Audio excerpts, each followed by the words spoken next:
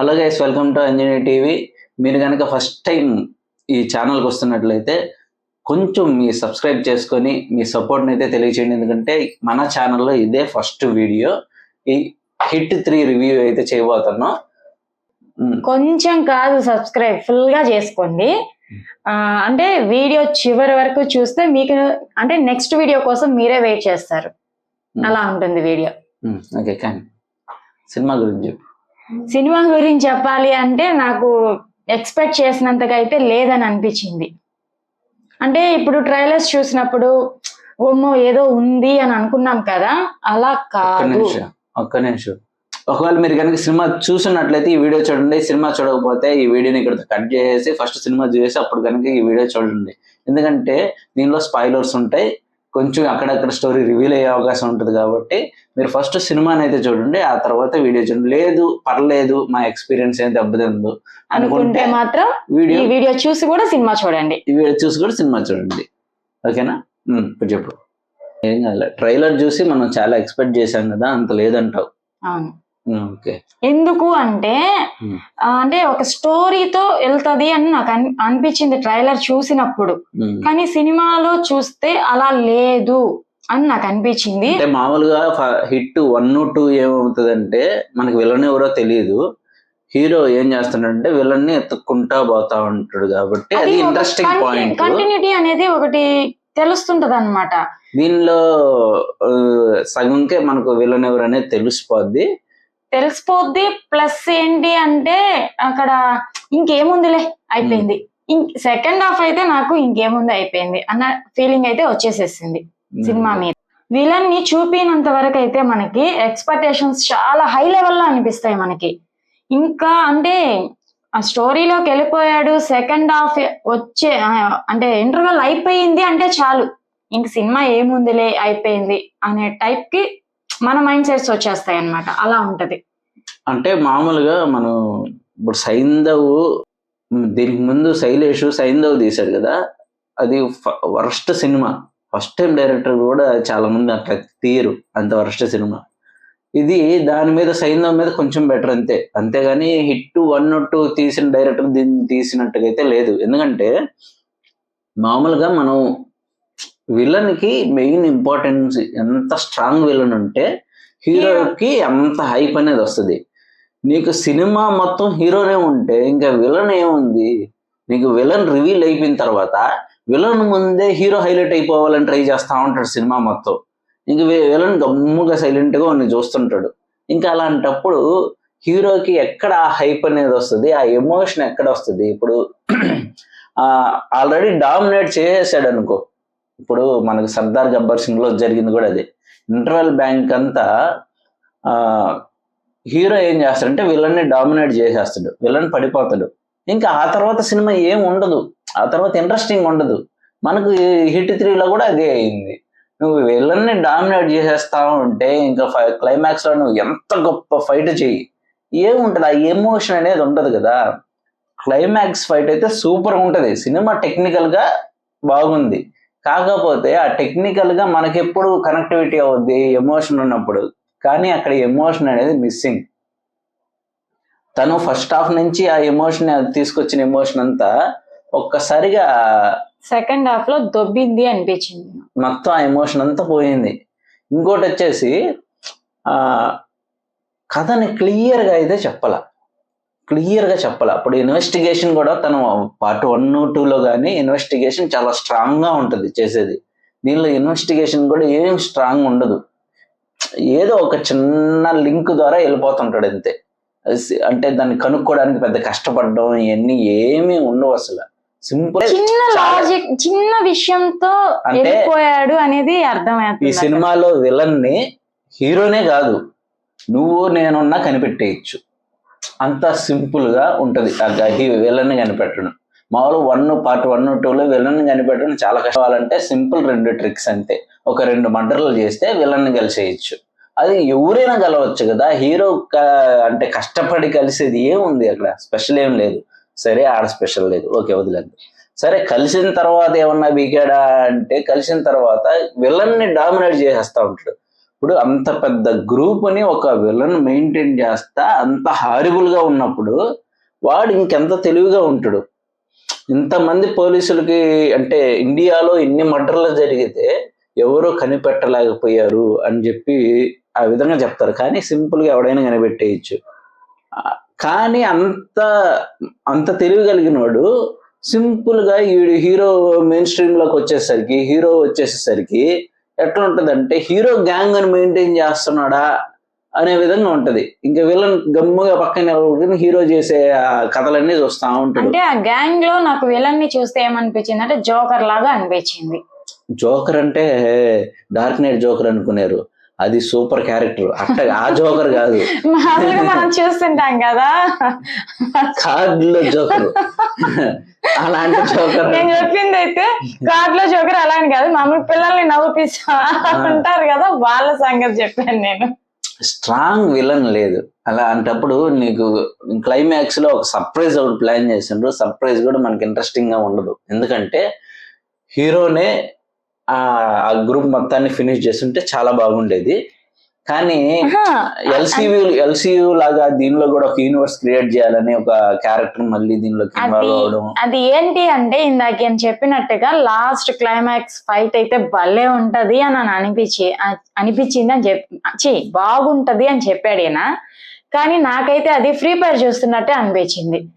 చాలా మంది ఫోన్లలో ఫ్రీ ఫైర్ ఆడతారు కదా, నాని అంటే షూట్ చేయడం గాని నరకడం గాని మొత్తం ఫ్రీ ఫైర్ లాగే అనిపించింది.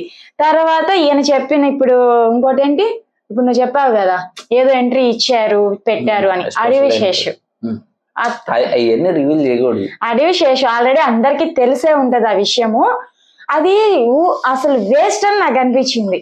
అసలు ఆ ప్లేస్ లో రాంగ్ ఎంట్రీ అనిపించింది నాకు. అంటే హీరో చాలా పీక్ లో ఉన్నప్పుడు ఇంకో క్యారెక్టర్ ఇంట్రొడ్యూస్ చేస్తే ఈ క్యారెక్టర్ డౌన్ అయిపోతుంది. హీరో ఇంక వేస్ట్ ఏమో అనిపించింది. ఎందుకంటే నాని మెడ పైన కత్తి పెట్టినప్పుడు అతను డౌన్ అయినా అయి ఉంటే. నువ్వు చెప్పేది వాళ్ళకి అర్థం కాదు, చూడలేదు కాబట్టి. ఓకే, ఇప్పుడు మామూలుగా ఆ క్యారెక్టర్ ని మనకు హీరో క్యారెక్టర్ ఇప్పుడు కూడా గ్రాఫ్ అనేది 0 నుంచి పైకి వెళ్ళాలి. లేకపోతే అట్లీస్ట్ అర్జున్ సర్కార్ అంటేనే రూత్లెస్ కాప్ అని చూపించి అట్లా అంటోడు క్లైమాక్స్ కి వచ్చేసరికి డౌన్ అయిపోయి ఇంకో స్పెషల్ క్యారెక్టర్ వచ్చి వాడిని కాపాడే పరిస్థితిలోకి వెళ్ళిపోద్ది సినిమా. ఇంకా అర్థం చేసుకోండి ఎలా ఉంటుందో. అది తన మీద సింపతి రాదు, ఎందుకంటే అర్జున్ సర్కార్ అనేవాడు రూత్లెస్ కాప్ అని చెప్పినప్పుడు తను డౌన్ అయినప్పుడు ఎప్పుడు సింపతి రాదు. అరే ఇది వేస్ట్ అయిపోతున్నాడే అనే ఇది వస్తుంది. కానీ శైలేష్ యొక్క రైటింగ్ లో ప్రాబ్లం అయితే చాలా క్లియర్ గా అర్థమవుతుంది. అదేంటంటే పక్కనుండే వాటికి ఇన్స్పైర్ అయిపోయి మొత్తం సినిమా మొత్తం ఇన్స్పిరేషనేలే, ఆయన కొత్తగా క్రియేట్ చేసింది ఏం లేదు. ఆ సినిమాలోంచి కొంచెం ఈ సినిమాలోంచి కొంచెం అంటే యాడ్ చేసుకుంటూ వచ్చాడు. కానీ ఇండియాలో ప్రజెంట్ జరిగే ఎల్సీయూలో నుంచి కూడా తీసుకొచ్చి దీనిలో పెట్టాల్సిన అవసరం లేదు కదా. అంటే ఇప్పుడు ఎల్సీయూలో ఒక ఫార్మేట్ అనేది ఉంది, ఆ ఫార్మేట్ లో లాగే ఇంకొక స్పెషల్ క్యారెక్టర్ దీనిలో యాడ్ అవ్వడం ఇట్లాంటివన్నీ కొంచెం ఇబ్బందిగా ఉంది. ఇంకా అది కూడా హిట్ 2లో క్లైమాక్స్ లో అర్జున్ సర్కార్ వస్తున్నాడు అంటే అబ్బా హిట్ 3 ఒక పీక్స్ లో ఉంటదనే విధంగా ఇంట్రడక్షన్ ఇచ్చారు అర్జున్ సర్కార్ కి. హిట్ 3లో కూడా స్టార్టింగ్ అర్జున్ సర్కార్ కి అదే విధంగా ఉంటది. కానీ తన విలన్ ఎప్పుడైతే కలిశాడో అప్పటి నుంచి అర్జున్ సర్కార్ ఆ హై అనేది మిస్ అయిపోద్ది మనకి. ఇంకా క్లైమాక్స్కి వచ్చేసరికి పూర్తిగా అర్జున్ సర్కార్ 0 అయిపోతాడు. 4th కేసు అయితే సర్ప్రైజింగ్ క్యారెక్టర్ వస్తుంది. అది మాత్రం కొంచెం నాకు 4th కేసు బాగుంటది అనిపిస్తుంది. 4th కేసులో ఉండే సర్ప్రైజ్ ఏమంటారు దాన్ని, ఇప్పుడు దాకా లేని ఫన్, అంటే మాల హిట్ లో ఫన్ ఉండదు కాబట్టి 4th కేసులో 4th కేసు అయితే బాగుంటుంది అని అయితే ఒక హోప్ ఉంది. ఎందుకంటే లాస్ట్ లో చూస్తే మీకు కూడా అర్థమైపోతుంది, మీరు కూడా అదే డిసైడ్ అవుతారు. ఎందుకంటే ఆ క్యారెక్టర్ ఎందుకంటే మనకి ఫిక్స్ అయిపోవచ్చు మనము అంతే. ఇంకోటి వచ్చేసేసి ఈ సినిమాలో బాగా డైరెక్టర్ బట్టి ఉంటుందిలే కానీ వెంకటేష్ నే పోయి తీసుకుపోయి కాలంలో కలిపిండు సైంధవ్లో ఈ శైలేష్. ఏం చేస్తాడు ఈ శైలేష్. కానీ తను ఓకే తీసుకునే అంటే కేసులోకి అదంతా ఓకే, కానీ రైటింగ్ లో మాత్రం చాలా ప్రాబ్లం ఉంది. సైంధవ్లో కూడా మనకు ఆ ఫస్ట్ టైం వర్స్ట్ డైరెక్టర్ లాగా కనిపిస్తాడు. ఫస్ట్ టైం డైరెక్టర్లు కూడా చేయరట, వర్స్ట్ డైరెక్టర్ లాగే ఉంటాడు ఆ రైటింగ్. దీనిలో అయితే ఇంకా దారుణం. దాని మీద కొంచెం పర్లేదు కానీ అంటే టెక్నికల్ గా తను హై అవుతున్నాడు, అదేం ప్రాబ్లం అంటే ఒక డైరెక్టర్ గా టెక్నికల్ గా హై అవుతున్నాడు, కానీ ఎమోషన్ వైజ్ అంటే చూసే ఆడియన్స్ సైడ్ నుంచి సినిమాని చూడ. క్లైమాక్స్ ని మీరు రైడ్ చూసారా? రైడ్ అంటే హిందీ రైడ్ కాదు, ఫిలిప్పీన్స్ తీశారు మూవీ రైడ్ పార్ట్ 1, 2. మామూలుగా అంటే యాక్షన్ థ్రిల్లర్స్, హైలైట్ యాక్షన్ ఉంటుంది. ఆ రైడ్ ఉండే విధంగా దీన్ని తీసుకెళ్లాలనుకునేది, అంటే ఆ యాక్షన్ మూమెంట్స్ అంతా. కానీ ఆ క్లైమాక్స్ ఆ 30 minutes అని చెప్పారు, మొత్తం ఆ రైడ్ సినిమాలోంచి లాగి దీనిలో వారేసినట్టు ఉంటుంది. కానీ ఆ రైడ్ చాలా బాగుంటుంది, దానిలో ఎమోషన్ కూడా ఉంటుంది రైడ్లో. దీనిలో ఎమోషన్ ఉండదు, ఊరికి ఏదో నరుక్కుంటా పోతున్నాడు. ఎందుకు నరుకుతున్నాడు అని తెలుసు, కానీ మనకు కూడా నరకాలనిపించాలా చూసే ఆడియన్స్ కి. అరే ఇన్ని చంపాలి, చంపేయాలి అని మనకి అనిపించాలి కదా. కానీ ఆ విలన్ ని వాళ్ళని చంపాలనే ఫీలింగ్ మనకు ఉండదు. ఏదో వాడు నరుకుతుంటాడు, నరుక్కొని అన్నట్టుంటది అంతే. ఇది ఇక్కడికి. ఇంకా దీని గురించి దీంట్లో ఇంకొక చెప్పాల్సిన విషయం ఏంటంటే నాని యాక్టింగ్ ఫస్ట్ హాఫ్ లో చాలా, అంటే ఫస్ట్ హాఫ్ అనే కాదు సెకండ్ హాఫ్ లో కూడా సరే బాగానే చేశాడు. యాక్టింగ్ పరంగా చూసుకుంటే మనం ఇంతకు ముందు కామెడీగానే చూసాం కాబట్టి నాకైతే చాలా బాగా చేశాడని అనిపించింది. నాని పరంగా మిస్టేక్ ఉండదు, ఏంటంటే తను already proved actor, natural actor already మనకు తెలుసు. అనేది నాని పరంగా కాదు, కామెడీ బాగా చేసిన వ్యక్తి ఇలాగా అంటే దసరాలో కూడా చూసాం కదా, తన సైడ్ నుంచి యాక్టింగ్ పరంగా 100% ఉంటుంది. తన సైడ్ ఏ మిస్టేక్ లేదు. శైలేష్ రైటింగ్ లోనే మిస్టేక్ ఉంది. ఇంకా బ్యాక్గ్రౌండ్ స్కోర్ వచ్చేసరికి బ్యాక్గ్రౌండ్ స్కోర్ కానీ మ్యూజిక్ కానీ మిక్కీ జే మేయర్ అంటే తన మార్క్ అయితే లేదు. అంటే సాంగ్స్ మామూలుగా మిక్కీ జే మేయర్ అంటేనే మెయిన్ సాంగ్స్ మామూలుగా ఉంటాయి, సూపర్ గా ఉంటాయి సాంగ్స్. సినిమాలో సాంగ్స్ కూడా అంత గొప్పగా ఏం లేవు, బీజిఎం కూడా అంతేం లేదు. ఇంకా హీరోయిన్ క్యారెక్టర్ వచ్చేసరికి పెట్టాలని పెట్టారు అంతే. అంటే మామూలుగా పార్ట్ 1, 2లో హీరోయిన్ క్యారెక్టర్ కి కథలో ఒక పాయింట్, క్లైమాక్స్ లో ఖచ్చితంగా కథలో ఇన్వాల్వ్ అవుతారు.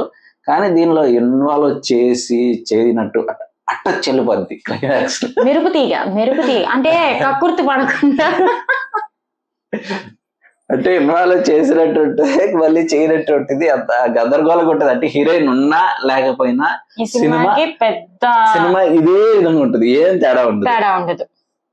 ఇంకోటి వచ్చి రావు రమేష్ క్యారెక్టర్ కూడా చాలా హైప్ ఉంటది. అంటే అతను ఏ సినిమాలో ఉన్నా ఒక క్యారెక్టర్ అనేది పేరు పడిపోద్ది. ఈ సినిమాలో అయితే నాకు ఎక్కడ కనిపించలేదు. ఏ సినిమాలో కాదు, హిట్ 1, 2లో కూడా తన క్యారెక్టర్ మినిమం ఉంటది, కానీ దీనిలో ఈ సినిమాలో ఎక్కడ రావు రమేష్ అయితే కనిపించలేదు. ఇంకేది క్యారెక్టర్ గురించి చెప్పాను. శైలేష్, నువ్వు 4th క్యారెక్టర్ మా ఫేవరెట్ యాక్టర్ తో చేస్తున్నావు, మంచిగా రాయి, నీకు పుణ్యం, మంచిగా రాయి. తన కెపాసిటీ, తన పాజిటివ్స్ అన్ని నీకు తెలుసు, తనని ఎలా యూజ్ చేసుకోవాలో తెలుసు.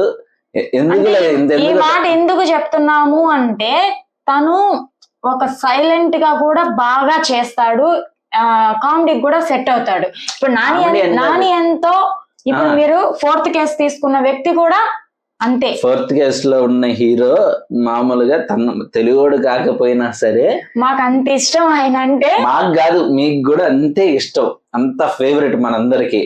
తనకైనా సరే రైటింగ్ బాగా రాయిస్తామి, బాగా రాస్తే 4th కేసు అయినా హిట్ అంటే ఆ రేంజ్ లో ఉండాలి, దోమలు కొట్టుకునే హిట్ లా ఉండకూడదు అనేది మేము చెప్తున్నాము, అనేది మేము కోరుకుంటున్నాము. సింపుల్ స్టోరీతో ఉన్న ఖైదీ గాని, సుందరమా రాజు సుందరమా,